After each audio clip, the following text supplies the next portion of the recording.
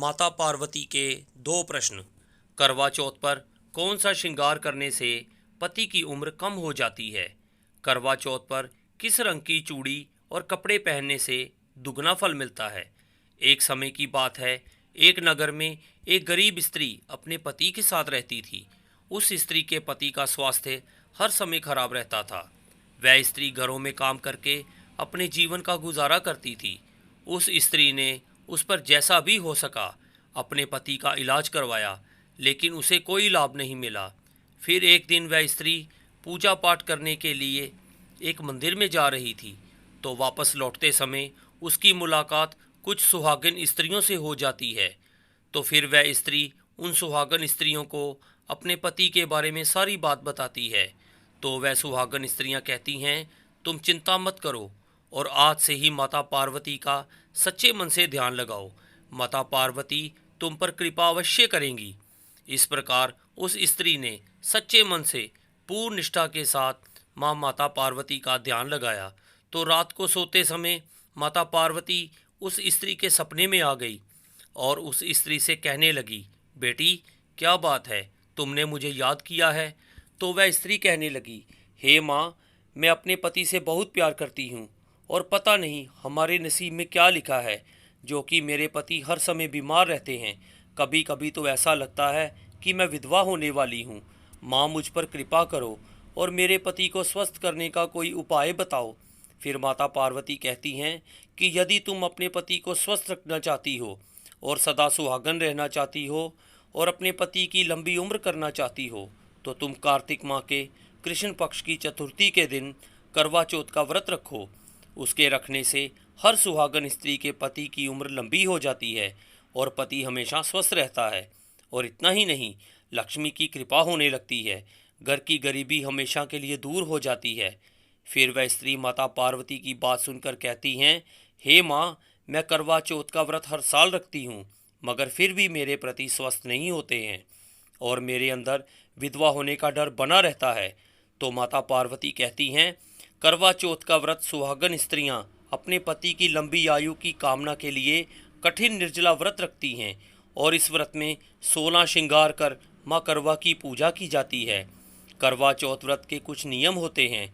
यदि किसी स्त्री द्वारा करवा चौथ व्रत के नियमों का पालन ठीक से नहीं किया जाता तो इस व्रत का फल नहीं मिलता और उस सुहागन स्त्री के पति की उम्र बढ़ने की जगह कम हो जाती है। इस प्रकार वह स्त्री कहने लगी, हे माँ, तो मुझे क्या करना चाहिए? फिर माता पार्वती कहती हैं, अब मैं तुम्हें एक कहानी सुनाती हूँ। इस कहानी को बड़े ही ध्यान से सुनना। फिर आने वाली करवा चौथ को इस कहानी में बताए गए नियमों का पालन करना होगा, जिससे तुम्हारा व्रत ठीक ढंग से संपन्न होगा और तुम्हें उसका फल अवश्य मिलेगा और तुम्हारा पति स्वस्थ होकर के लंबा जीवन जिएगा और तुम सदा सुहागन रहोगी। एक गांव में एक साहूकार के 7 बेटे और एक बेटी थी। सातों भाई बहन में बहुत ही अधिक प्यार था। फिर एक बार करवा चौथ के दिन सेठानी ने सातों बहुओं और बेटी के साथ करवा चौथ का व्रत रखा। सातों भाई हमेशा अपनी बहन के साथ ही भोजन करते थे। उस दिन भी भाइयों ने बहन को खाने के लिए बोला, तो बहन कहने लगी, आज मेरा करवा चौथ का व्रत है, इसलिए आज मैं खाना तब तक नहीं खाऊंगी जब तक चांद नहीं उगेगा। माता पार्वती कहती हैं, बेटी, इस प्रकार भाइयों ने सोचा कि हमारी बहन रोज़ाना हमारे साथ भोजन करती थी। आज यदि हम बहन को छोड़ करके भोजन कर लेंगे और हमारी बहन भूखी रहेगी, ऐसा कैसे हो सकता है? इसलिए एक भाई ने एक दिया जलाया और एक भाई चन्नी लेकर के पहाड़ी पर चढ़ गया।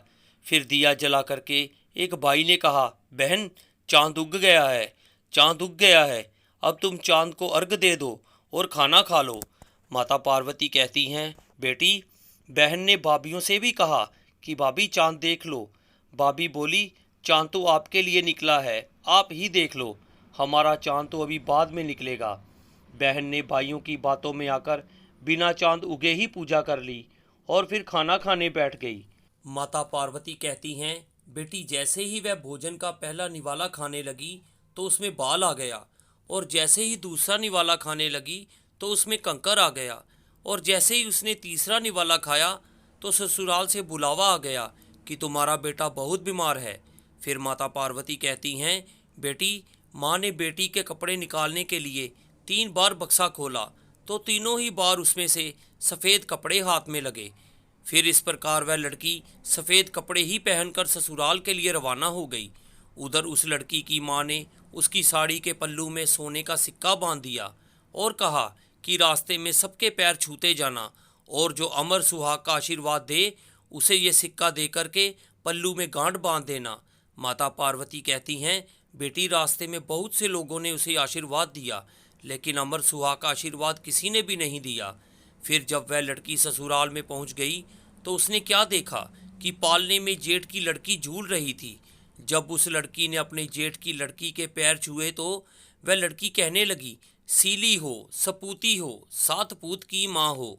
माता पार्वती कहती हैं, फिर तो ऐसी आशीष सुनते ही उसने सोने का सिक्का निकाल करके अपने जेठ की लड़की को दे दिया और पल्लू से गांठ बांध ली।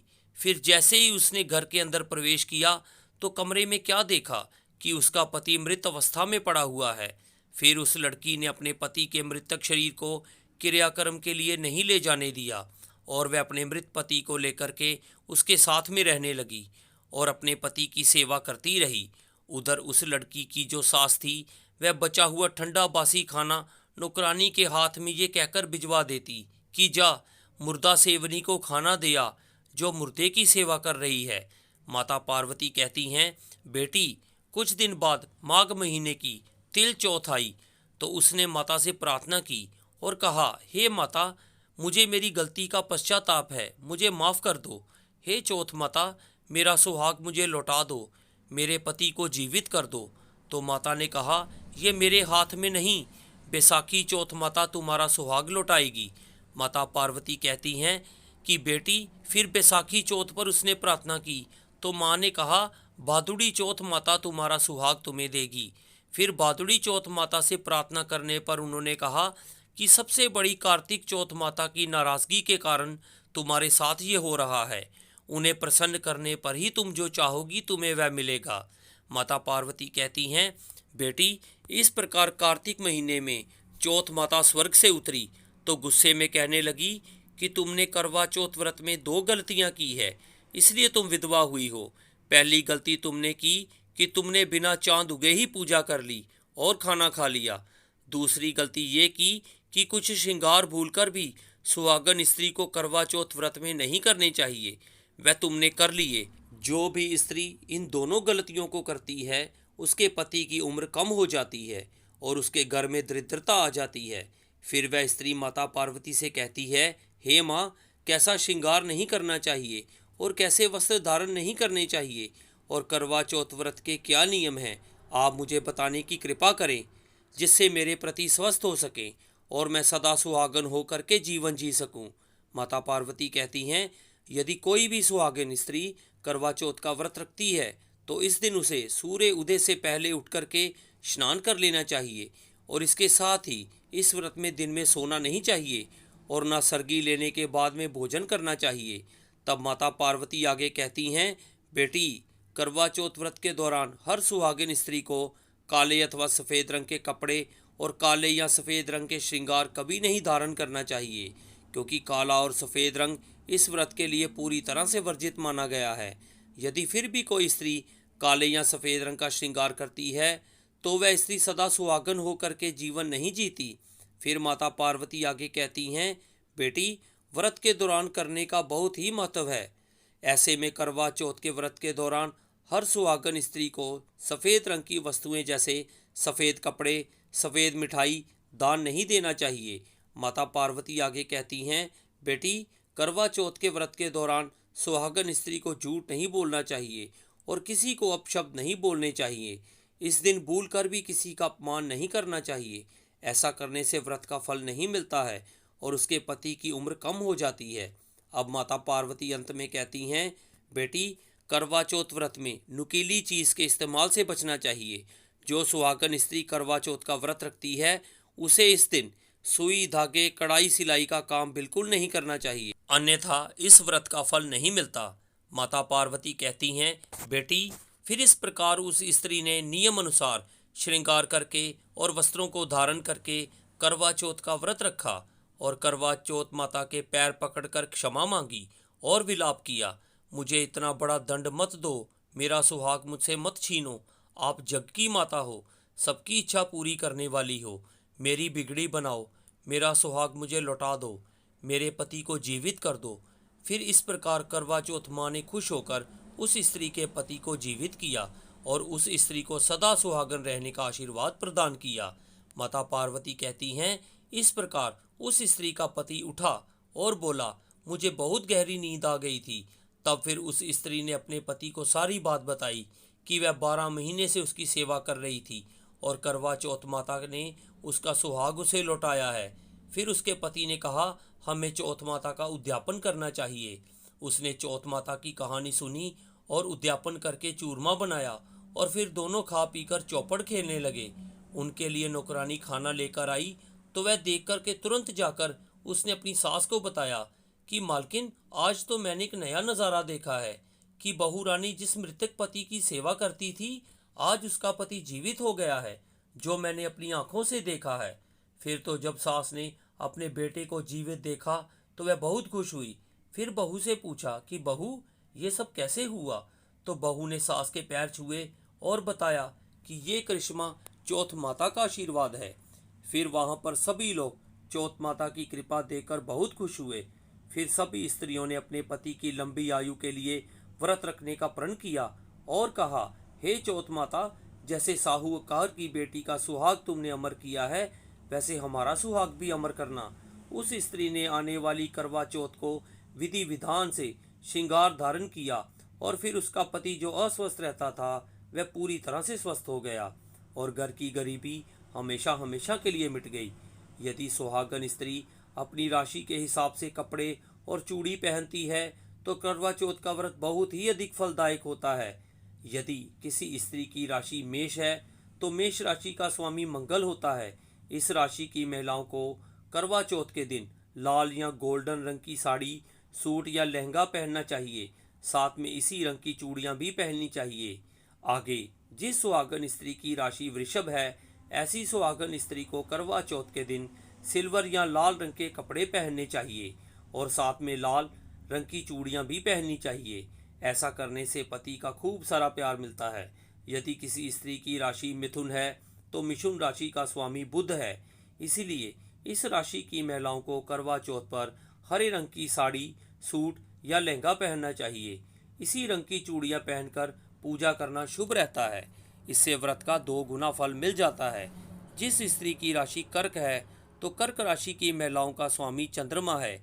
इसीलिए इस राशि की महिलाओं को लाल रंग की साड़ी पहननी चाहिए और इसके साथ रंग बिरंगी चूड़ियां पहनना भी कर्क राशि वाली स्त्रियों के लिए बहुत ही शुभ रहता है।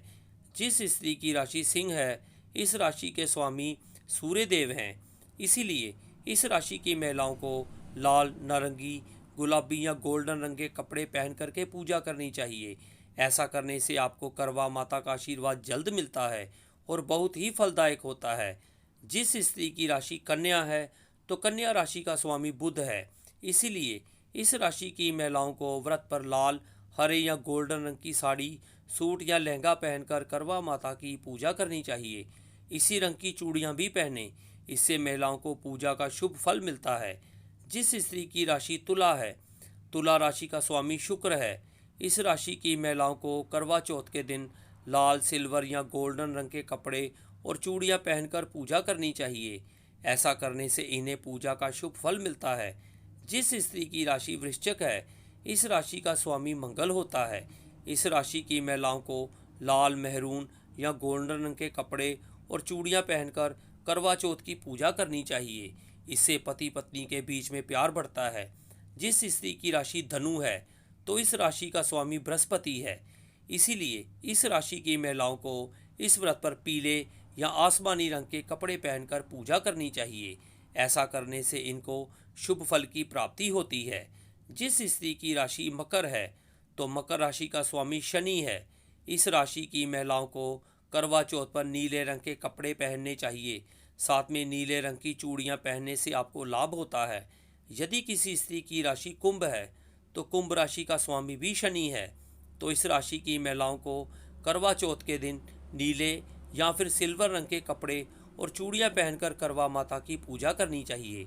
ऐसा करने से पूजा का शुभ लाभ मिलता है।